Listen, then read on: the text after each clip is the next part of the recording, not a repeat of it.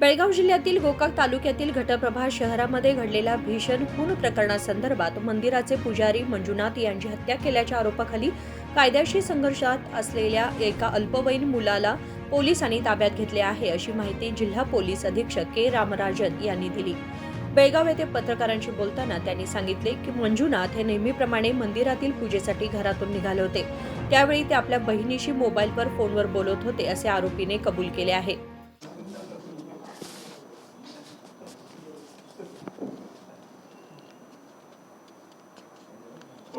Start ಮಾಡಲ ಬೆಳಗಾವಿ ಜಿಲ್ಲೆ Ghataprabha police station ವ್ಯಾಪ್ತಿಯಲ್ಲಿರುವ ರಾಜಾಪುರ ವಿಲೇಜಲ್ಲಿ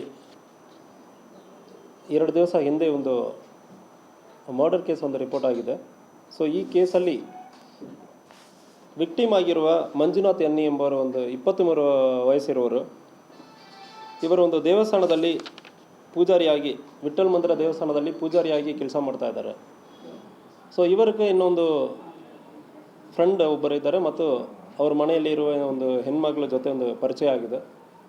ಪರಿಚಯ ಆದಮೇಲೆ ಇದು ಮೈನರ್ ಇರುವ ಅಕ್ಕಿಯ ತಮ್ಮನವರು ಮೈನರ್ ಇರುವುದರಿಂದ ಅವರು ನನ್ನ ಅಕ್ಕನ ಜೊತೆ ಯಾಕೆ ನೀವು ಇಂತಾಗ ಮಾತಾಡ್ತಾ ಇದ್ದೀರಿ ಅಂದರೆ ಒಂದು ಹೇಳುವ ಸಂದರ್ಭದಲ್ಲಿ ಒಂದು 2-3 ತಿಂಗಳ ಹಿಂದೆ ಈ ಮಂಜುನಾಥನನ್ನು ವಾರ್ನ್ ಮಾಡಿದ್ದಾರೆ, ನಮ್ಮ ಮನೆಗೆ ನೀವು ಬರೋದು ಬೇಡ, ಯಾರ ಜೊತೆನೂ ಮಾತಾಡಬಾರ್ದು, ನನ್ನ ಅಕ್ಕನ ಜೊತೆ ಮಾತಾಡಬಾರ್ದು ಅಂದರೆ ಹೇಳುವ ಸಂದರ್ಭದಲ್ಲಿ ಅದು ಯಾವುದಕ್ಕೆ ಬೆಲೆ ಕೊಟ್ಟಿರಲ್ಲ। ಸೊ ಆದಮೇಲೆ ಇತ್ತೀಚೆಗೂ ಸಂಡೇ ಈವ್ನಿಂಗ್ ಅವರು ಬಂದು ಹೇಳ್ತಾರೆ, ಫೋನಲ್ಲಿ ಮಾತಾಡ್ತಾ ಇರ್ತಾರೆ ಇಬ್ಬರು। ಫೋನಲ್ಲಿ ಮಾತಾಡೋರು ಅವರ ಅಕ್ಕನ ಜೊತೆ ಹೋಗಿ ಯಾಕೆ ನೀವು ಹಿಂಗೆ ಮಾತಾಡ್ತಾ ಇದ್ದೀರಿ ಅಂದರೆ ಹೇಳುವ ಸಂದರ್ಭದಲ್ಲಿ ಆವಾಗ ಗಲಾಟೆ ಆಗುತ್ತದೆ ಮತ್ತು ಅವರು ಮೈನರ್ ಇರೋರು ಫಸ್ಟ್ ಅಕ್ಕನನ್ನು ಹೊಡೀತಾರೆ। ಈ ಮಂಜುನಾಥ ನಮ್ಮ ಮಾತಕ್ಕೂ ಬೆಲೆ ಕೊಡಲ್ಲ, ಇವನು ಮುಂದುವರಿತಾ ಇದ್ದಾನೆಂದರೆ ಇಲ್ಲಿ ಸಿಟ್ಟಿನಿಂದ ಮಾರನೇ ದಿವಸ ರಾಡಲ್ಲಿ ಹೋಗಿ ಅವರು ಪೂಜೆ ಮಾಡೋದಕ್ಕೆ, ವಿಠ್ಠಲ್ ಮಂದಿರ ದೇವಸ್ಥಾನಕ್ಕೆ ಪೂಜೆ ಮಾಡೋದಕ್ಕೆ ಬೈಕಲ್ಲಿ ಬರುವ ಸಂದರ್ಭದಲ್ಲಿ ರಾಡಲ್ಲಿ ಒಂದು ಸಾರಿ ಹೊಡಿತಾರೆ, ಕೆಳಗೆ ಬಿದ್ದಾದಮೇಲೆ ಮತ್ತೊಂದು 2 ಸಾರಿ ಹೊಡೆದಿರೋದ್ರಿಂದ ರಕ್ತ ಗಾಯವಾಗಿ ಬ್ಲಡ್ ಲಾಸ್ನಿಂದ ಅಲ್ಲಿನೇ ಡೆತ್ ಆಗಿರ್ತಾರೆ ಮತ್ತು ಅವರು ಮೈನರ್ ಇರೋದ್ರಿಂದ ಜುವೆನೈಲ್ ಕೋರ್ಟಿಗೆ ಪ್ರೊಡ್ಯೂಸ್ ಮಾಡಿ ಕೇಸನ್ನು ಮುಂದುವರಿತಾ ಇದ್ದೀವಿ। ಅವರು ಚಿಕ್ಕಪ್ಪ, ಈಗ ಡೆತ್ ಆಗಿರೋರು ಚಿಕ್ಕಪ್ಪ ಕಂಪ್ಲೇಂಟ್ ಕೊಟ್ಟಿದ್ದಾರೆ, ದೂರನ್ನ ದಾಖಲು ಮಾಡಿ ಈಗ FIR ದಾಖಲಾಗಿದೆ ಮತ್ತು ವಿಚಾರಣೆ ನಡೀತಾ ಇದೆ। ಅಕ್ಯೂಸ್ಡ್ ಆಗಿರುವ ಮೈನರನ್ನು ಕೂಡ ನಾವು ಸೆಕ್ಯೂರ್ ಮಾಡಿದ್ದೀವಿ। ಈ ಸಂದರ್ಭದಲ್ಲಿ ಅವರ ಅಕ್ಕ ಅವರು ಕೂಡ ಐ ವಿಟ್ನೆಸ್ ಆಗಿದ್ದಾರೆ, ಅದು ಕೂಡ ವಿಚಾರಣೆಯಲ್ಲಿ ಬಂದಿದೆ।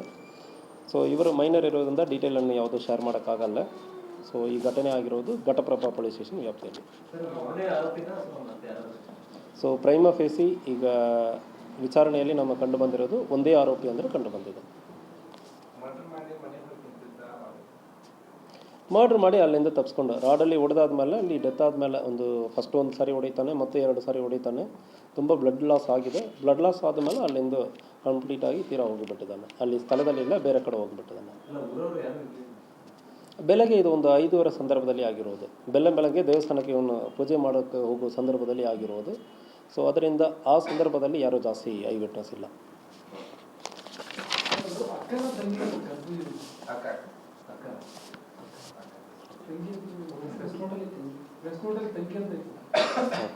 ಚೆಕ್ ಮಾಡಿ